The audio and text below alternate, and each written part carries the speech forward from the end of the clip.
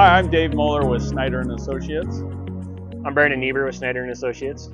Today we're on site at Iowa State Center, the future site of the CyTown improvements. And one of the things we'd like to talk about today is the process that we're using to create a cement-treated soil aggregate subbase by using the existing pavement.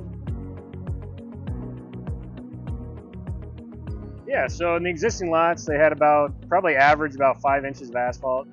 The very first step was going through, milling off the surface, created a stockpile of all those millings, and then they went and crushed them all so that we got a good gradation on that subbase. Once we got all those milled and stockpiled, they went back through on our new lots. They put down 6 inches of those millings over top of that surface, over the dirt surface there.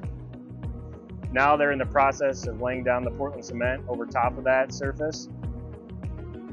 They'll then reclaim it about 12 inches deep, mix it all together so it's nice and uniform, and then they'll recompact it before we come back through and pave. Yeah, so what we're standing on right now is the finished product. We've got the cement fully incorporated into the subbase and the millings, got one uniform surface. So right now, this lot is ready for them to start putting curb and gutter in, and shortly after that, apply the asphalt. We hope you enjoyed today's video. If you did, please consider hitting the like and subscribe button to stay updated on future content. As always, thank you for watching the Snyder & Associates YouTube channel.